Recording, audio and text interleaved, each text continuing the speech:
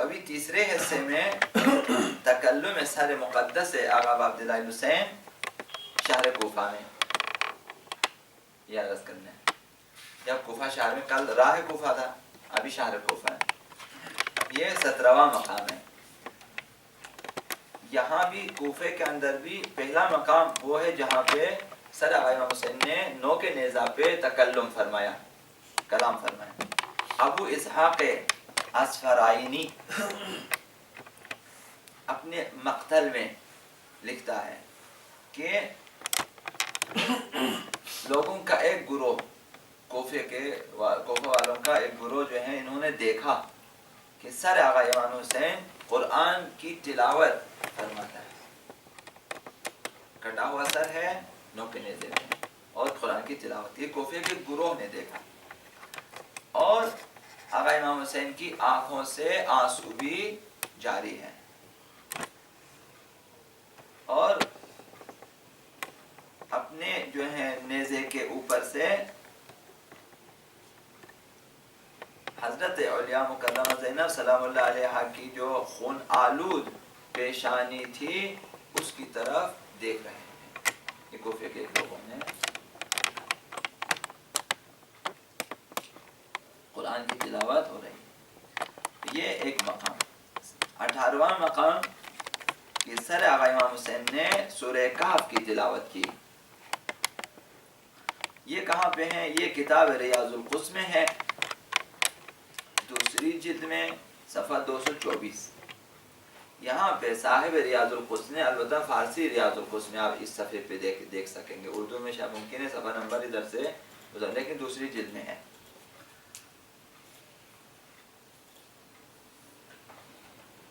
سہل شہرزوری نامی شخص نے کہا کہ کوفہ میں سر آقا امام حسین کا میں نے مشاہدہ کیا، شہر کوفہ کے اندر سر مقدس آقا امام حسین کا مشاہدہ کیا جو کہ سورہ کہف کی تلاوت کر رہا تھا۔ سر آقا امام حسین کوفہ میں سورہ کہف کی تلاوت کر رہا تھا، میں اس سر کے ساتھ گیا، یہ شخص کہتا ہے، شہرزوری، سہل اس کا نام ہے، شہرزوری شاید اس کا لقب و کنیت وغیرہ، لقب وغیرہ۔ میں اس سر کے ساتھ گیا، اور جب اس آیت پہ تلاوت اس آیت پہ پہنچی کہ ام حسبت ان اصحاب الکہف والرقیم کانوا من آیاتنا عجبا، پورا اس نے نہیں لکھا ہے، اس آیت پہ پہنچا کہ کیا جو ہے تم نے یہ گمان کیا ہے کہ اصحاب کہف و رقیم جو ہے یہ ہماری عجیب آیتوں میں سے ہے۔ ہمارا خداوند متعال فرماتا ہے کیا تمہارا گمان کہ صرف اصحاب کہف کہ جو غار میں گئے اتنے 100 سال تک، 300 سال تک غالباً یا اتنے سال تک رہے، پھر زندہ ہوئے، اور پھر خداوند متعال نے انہیں سلا دیا، اور اس طرح اصحاب رقیم جو بھی ہیں، کیا وہ صرف تعجب کی بات ہے؟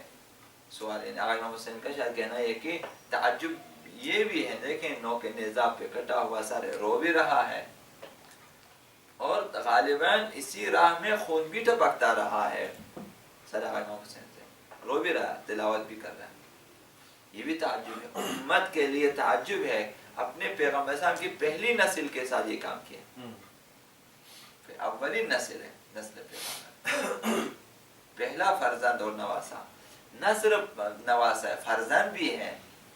آقا امام حسین، آقا امام حسن، حضرت زینب سلام اللہ علیہا بھی پیغمبر اسلام کو بابا کہہ کے پکارتے تھے، خود بھی بابا کہ نانا بھی کہتے تھے کبھی کبھی، لیکن بابا بھی کہتے تھے، یا ابتا، اور پیغمبر بھی انہیں اپنے فرزند کے طور پہ، حسین کو اپنا بیٹا کہتے تھے، امام حسن کو اپنا بیٹا کہتے تھے، اس طرح سے تو انہیں قتل کیا اور شہید کیا اور انہیں دربدر کیا، تو یہ بھی جو ہے تعجب ہے۔ راوی کہتا ہے کہ جب اس آیت پہ تلاوت پہنچی اور سر نے ہاتھ تلاوت کی تو میری آنکھوں سے آنسو جاری ہوا، اور میں نے کہا کہ آقا امام حسین سے کہ مولا حسین کہ آپ کے ساتھ جو کچھ ہوا یہ کام اس سے زیادہ تعجب آور ہے، یعنی جو اصحاب کہف و رقیم ان کے جو داستان اور ان کا قصہ وہ حادثہ بھی عجیب ہے، لیکن آپ کا عجیب تر ہے، اصحاب کہف سے زیادہ عجیب ہے یہ کہ اس امت نے کیا کیا. اور یہ 18واں مقام. 19واں مقام سر آقا امام حسین درخت کی شاخ پہ قرآن کی تلاوت فرماتے ہیں. حجت الاسلام عبداللہ نور اللہ کتاب عوالم میں، عوالم، انہوں نے وہاں اس کتاب میں 130ویں صفحے پہ لکھا کہ سر آقا امام حسین کو جو ہے ایک درخت پہ لٹکایا گیا. یہ بھی روایتوں میں ہے. اور اس سلسلے میں مرثیے ہم نے سنے ہیں، ابھی روایت میں نہیں پڑھی، کہ درخت کی شاخ پہ تھا کہ اسیروں کو بھی ٹھہرایا گیا.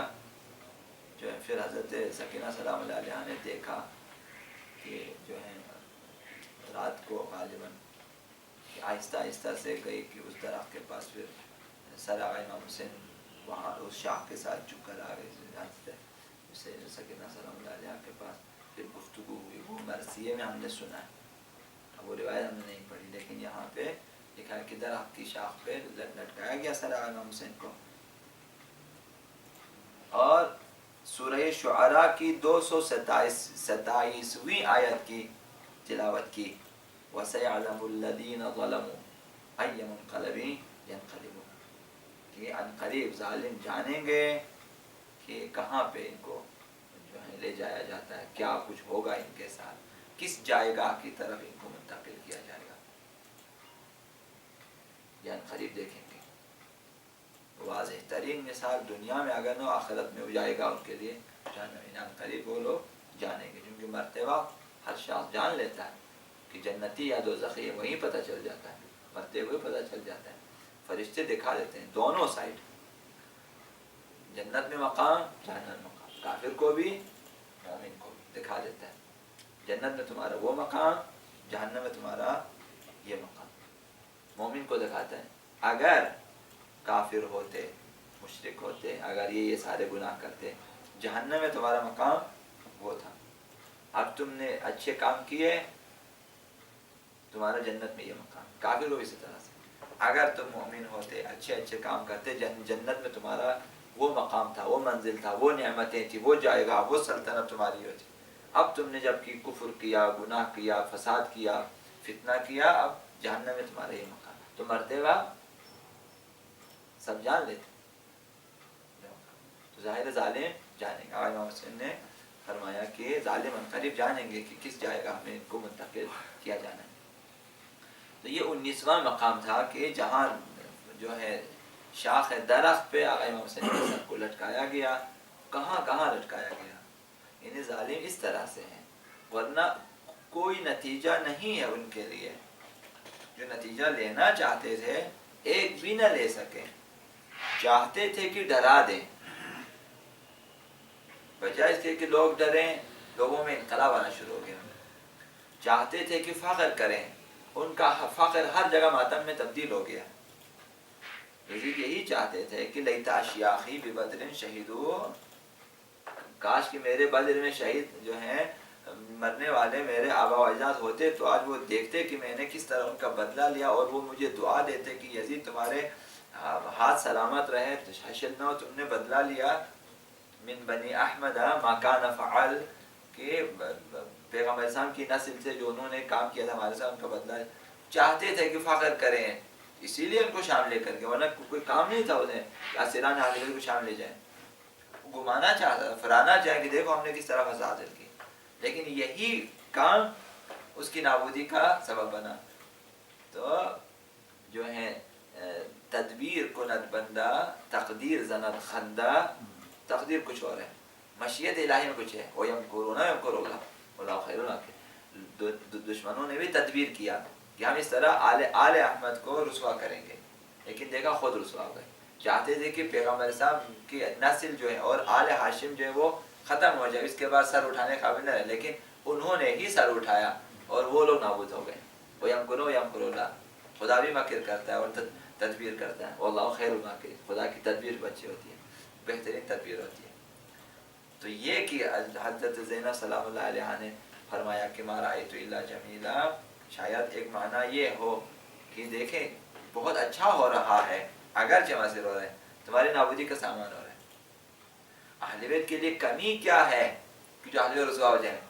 جہاں بھی جائیں گے قرآن ہمارے ساتھ گواہی دے گا، آیتیں ہمارے بارے میں گواہی دے گی، آیتیں گواہی دیں گی، تو اہل بیت ہمیشہ سرفراز ہے، چاہے زنجیروں میں ہو یا بے معنی ہو چادر، زندان میں ہو دربار، فرق نہیں پڑتا۔ جنہوں نے چوری کی ہے، جنہوں نے ظلم کیا ہے، جنہوں نے جھوٹ بولا ہے، جنہوں نے فساد کیا، رسوائی ہمیشہ ان کے لیے۔ تو دیکھا کہ اچھا ہو رہا ہے کہ کربلا ابھر کے سامنے آ رہی، پیغام آقا امام حسین ابھر تھا، یزید کی جو چہرہ جو ہے وہ سب کے سامنے، اس کا منحوس چہرہ، تو شاید اس لیے کرنا کہ ما رأیت الا، میں نے تو کہا بہت اچھا ہو رہا ہے، تو ما رأیت الا جمیلا، میں نے زیبائی کے سوا کچھ نہیں دیکھا، سب کچھ زیبا ہو رہا ہے، درد آور ہے لیکن زیبا ہے، درد آور ہے زیبا ہے۔ جب آپ کے دان لگوائیں گے ظاہر تھوڑی تکلیف ہوگی لیکن بہت اچھا کام ہوتا ہے۔ جب آپ کی سرجری ہوتی ہے کسی بیماری کے لیے، تو آپ اس کے بعد آپ کو صحت ملے گی، تندرستی ملے گی اور آپ زندہ ہو جائیں گے، تو آپ کہیں گے کہ درد آور ہے لیکن اچھا ہو رہا ہے، لیکن ٹھیک ہوتا ہے۔ اس دوائی سے نفرت نہیں ہوتی، اگر دوائی تلخ ہے، لیکن مصائب عالم سے تقریباً ہم کہیں کہ اس قسم کی ہے کہ اسلام کو حیات مل رہی ہے، اسلام کو حیات مل رہی ہے، تشیع زندہ ہو رہا ہے، اور سچائی ابھر کے سامنے آ رہی ہے، حقیقت سامنے آ رہی ہے، ان کے منحوس چہرے سامنے آ رہے ہیں، تو یہ زیبا ہے شاید اس میں۔ لہٰذا یہ بار بار آقا امام حسین نے اس آیت کی تلاوت کی ہے، کربلا میں بھی یہی آیت تھی، وَسَيَعْلَمُ الَّذِينَ ظَلَمُوا أَيَّ مُنقَلِبٍ يَنقَلِبُونَ، اور یہاں کوفہ میں بھی درخت کی شاخ پہ اس آیت کی تلاوت ہوئی۔ یہ 19واں مقام تھا۔ 20واں مقام بھی جہاں سر آقا امام حسین نے تکلم فرمایا درخت کی شاخ پہ۔ اب ممکن ہے یہ دونوں ایک ہوں، ممکن ہے الگ الگ ہوں، نہیں معلوم۔ اب اس سے لکھا حجت الاسلام حبیب اللہ کاشانی نے تذکرۃ الشہداء میں، تذکرۃ الشہداء کتاب ہے، اس کے 236ویں صفحے پہ لکھا تذکرۃ الشہداء، اور وسیلۃ الفردوس اور جو ہے محیج الاحزان نامی، ان دو کتابوں کے مؤلفین نے بھی لکھا ہے اس روایت کو، تو 3 کتابیں سامنے آ گئے۔ لکھا ہے کہ سر مقدس عزیز زہرا حضرت آقا ابا عبداللہ حسین علیہ السلام کوفے میں درخت کی شاخ پہ آویزاں تھا سر مقدس آقا امام حسین، اور آقا امام حسین جو ہے سورہ ابراہیم کی 42ویں آیت تلاوت فرما رہے تھے۔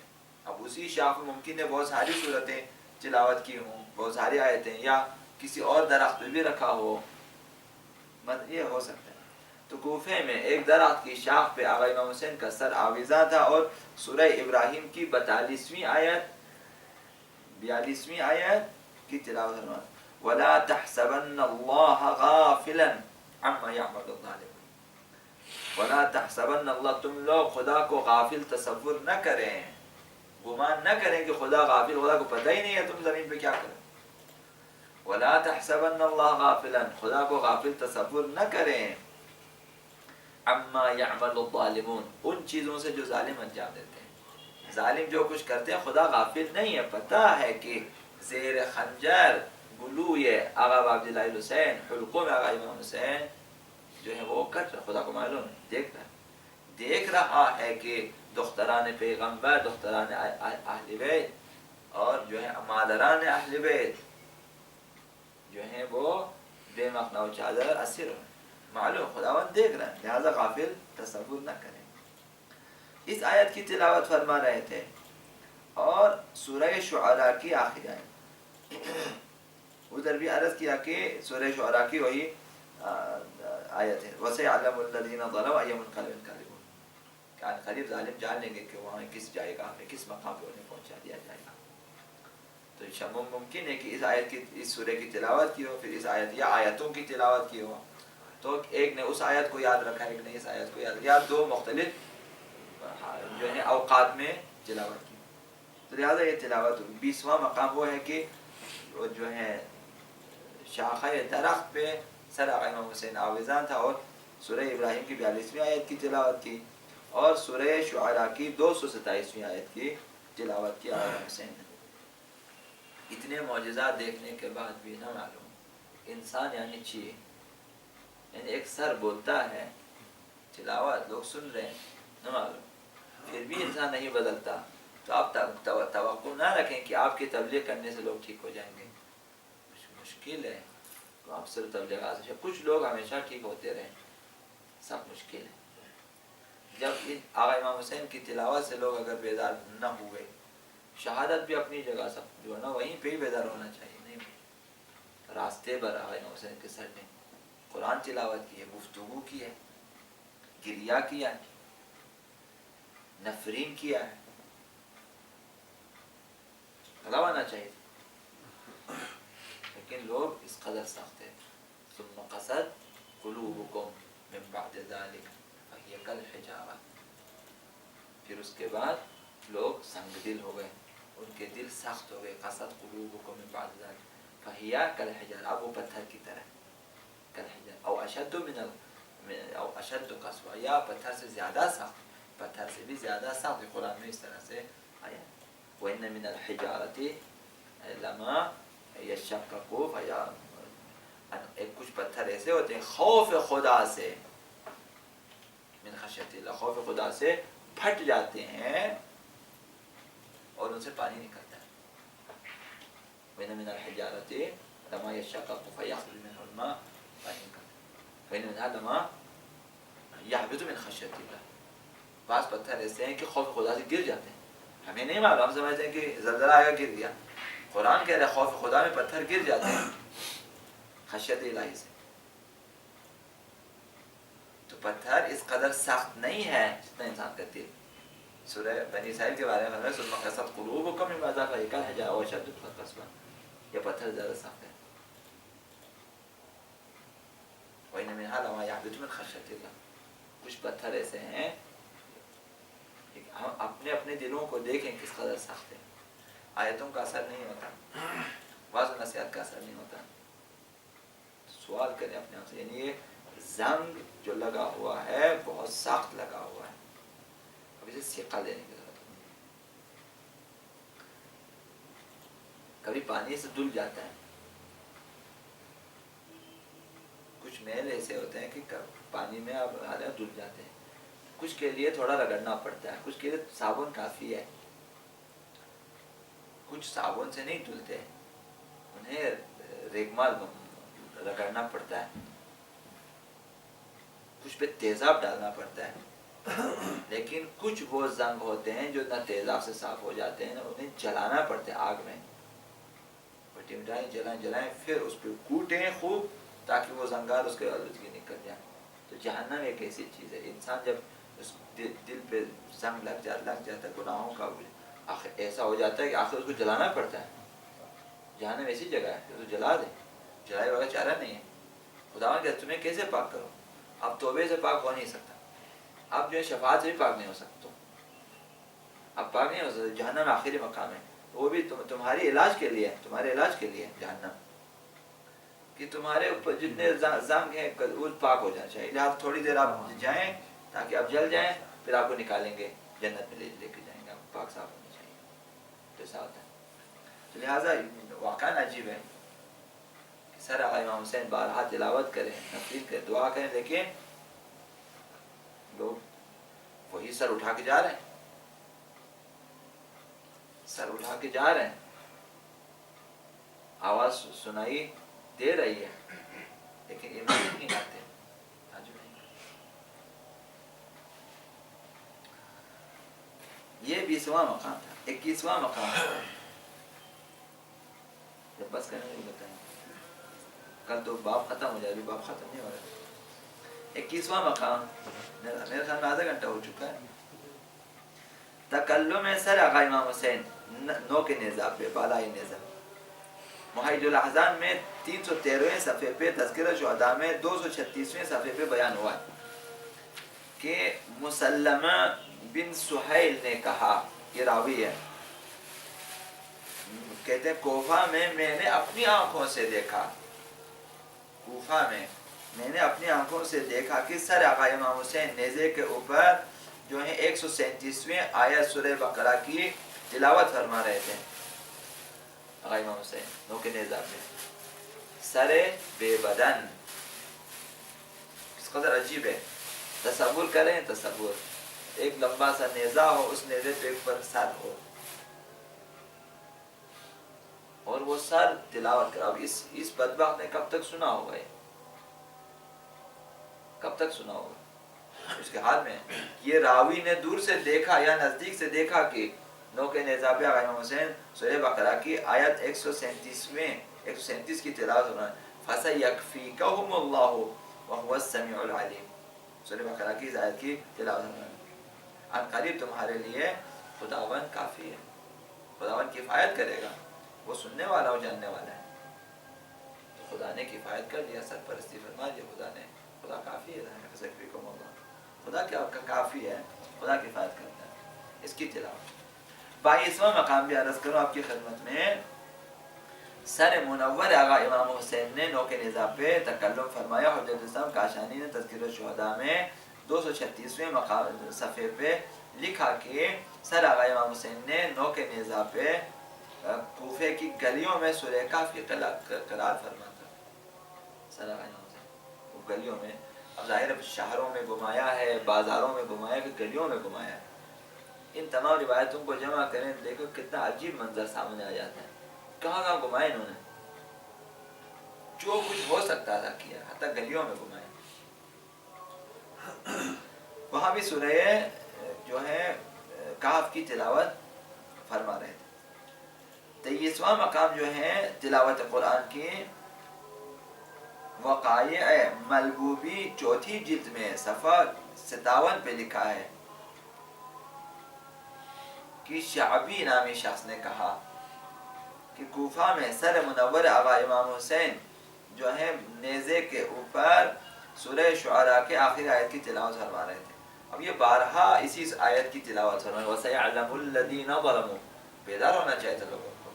اَيَّمُ الْقَلِبِ ان قریب ظالم جانیں گے کہ کس مقام پہ انہیں بھیجا جائے گا.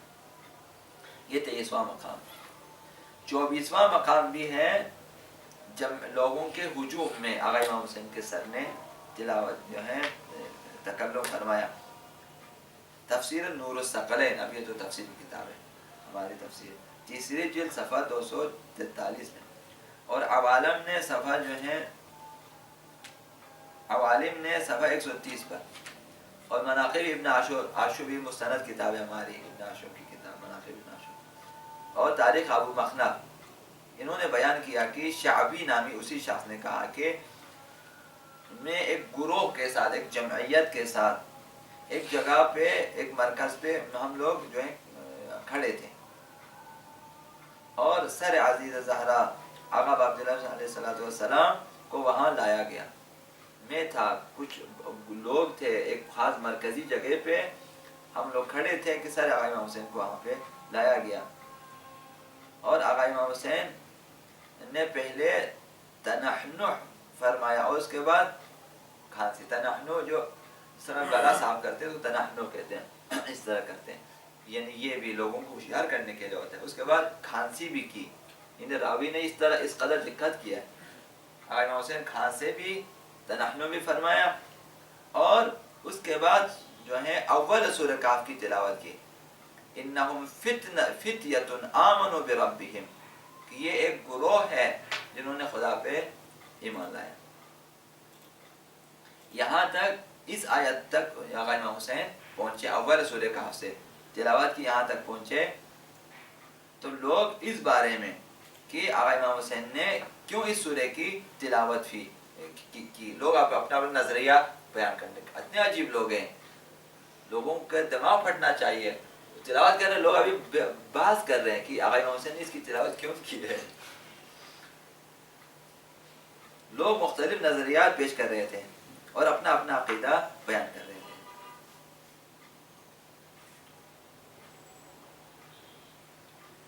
تو شاعر نے لکھا ہے یہاں پہ برسر نئی شد سر انتاجدار نور حق از نوک نی شد آشکار. السلام علیکم. آقا امام حسین کا سر نوک نیزہ بلند ہوا تو نور حق نوک نیزہ پہ آشکار ہوا. خواند آیات کتاب ذوالجلال، قرآن کی آیتوں کی تلاوت کی. تابی فہمانت بخصم بدخصال، تاکہ دشمن بدخصال کو یہ سمجھا دیں زندگانی از برائے ما بود، حیات ہمارے لیے، زندگی ہمارے لیے، ہستی ہے، ہستی زی ہست ما بود، کائنات کی ہستی جو ہے وہ ہمارے وجود کی وجہ سے ہے. ہستی ہے، ہستی زی ہست ما بود، کائنات کی ہستی، کائنات کا وجود ہمارے وجود کی وجہ سے ہے، کیونکہ اہل بیت کی وجہ سے. بنا فتح و بنا یختم، آغاز بھی آپ سے کیا ہے. خدا متعال جو ہے کے بارے میں اہل بیت فرماتے ہیں ہمارے اپنے بارے میں کہ بنا فتح، ہم سے ابتدا کیا خدا نے، خلقت کا آغاز ہم سے کیا اور ہم پر ہی ختم کرے گا. اول اہل بیت آخر اہل بیت. ہستی ہستی سے ہست ما بود. سورہ کہف، ای عدو بشنو زمن، اے دشمن خدا سورہ کہف کو ہم سے سنیں. تعشوی بیدار از خواب کہن، تاکہ تو پرانے خواب سے بیدار ہو جائیں. امر من ز اصحاب کہف کو ہم رقیم، کان اعجب عند ذی قلب سلیم. یا ربی میں فرمایا کہ میرا جو انقلاب ہے، میرا جو قیام ہے اور میرے ساتھ جو کچھ ہوا ہے وہ اصحاب کا اور اصحاب رقیم سے زیادہ عجیب تر ہے. کان اعجب، عجیب اور اعجب، عجیب یعنی عجیب، اعجب یعنی زیادہ عجیب ہے. کان اعجب عند ذی قلب سلیم، ہر صاحب قلب سلیم کے پاس زیادہ عجیب ہے. امر آقا امام حسین آج بھی عجیب ہے. اگر کوئی تجزیہ کر سکے کرے، میں نہیں کر سکتا. میرے لیے اب بھی ہر محرم معجزہ ہے، لوگوں کا آنا معجزہ ہے. نمازی بے نمازی سب آ رہے ہیں. ابھی سے لوگ سمجھیں گے کہ پتہ نہیں کیا ہے کہ لوگ یہی معجزہ ہے. اس بے نمازی کو کس نے بلایا؟ کیوں آ رہا ہے وہ؟ ہمیں پوچھیں. آقا امام حسین کی کشتی وسیع تر اور سریع تر، یعنی یہ اس میں سب کے لیے گنجائش ہے. ہندو کیوں آ رہا ہے؟ باقی 12 امام کو چھوڑا ہوا ہے، 13 معصومین کو چھوڑا. آقا امام حسین پہ آ رہے ہیں، آقا امام حسین پہ آ رہے ہیں. اور وہ جو ہیں خیرات دے رہے ہیں، نذرات دے رہے ہیں، سبیل لگا رہے ہیں. ہندو عیسائیوں کو کیا دیا؟ کیا معجزہ ہے؟ تو آ جائیں، کوئی فقیہ، کوئی مجتہد، کوئی بھی آئے، اعلان کریں کہ تمام عیسائی ہندو کو جمع کریں، ایک دن کے جمع کریں. جمع نہیں کر سکتے، لیکن یہ ہر محرم میں یہ سب جمع ہو جاتے ہیں. حالانکہ عیسائیت کے خلاف بھی شیعہ ممبروں سے بہت کچھ بیان کیا گیا، ہمارے جو دشمن خطبہ ہیں.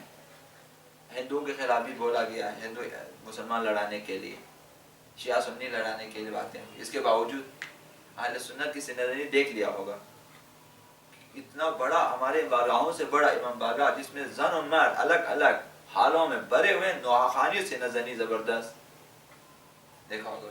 ٹوپیاں ان کی تب مخصوص وردی میں، مخصوص ٹوپیاں ان کی ہیں. اب وہ مالکی ہیں شافعی نہیں معلوم، لیکن ہے اہل سنت.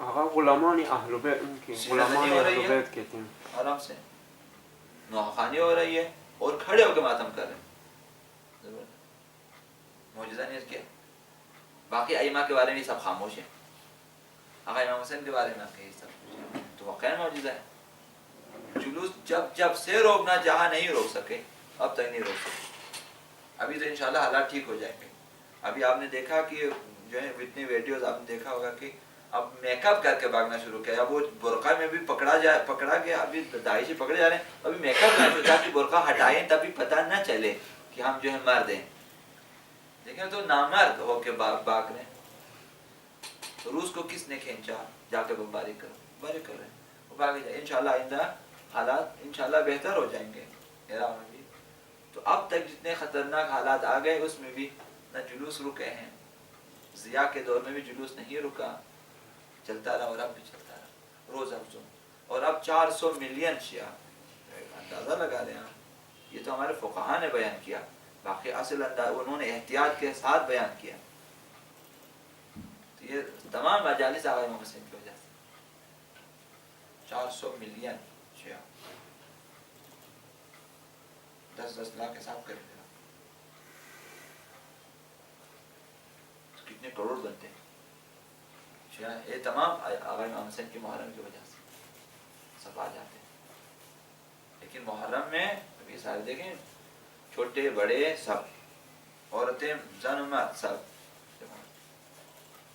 اور مجھے اس پہ تعجب ہے کہ یہ لوگ بیٹھ کے بات تبصرہ کر رہے ہیں کہ آقا امام حسین نے اس آیت کی تلاوت کیوں کی ہے. شاید انہوں نے سمجھا کہ یہ ہمارے بارے میں کہہ رہے ہیں کہ یہ لوگ ایمان لانے والے.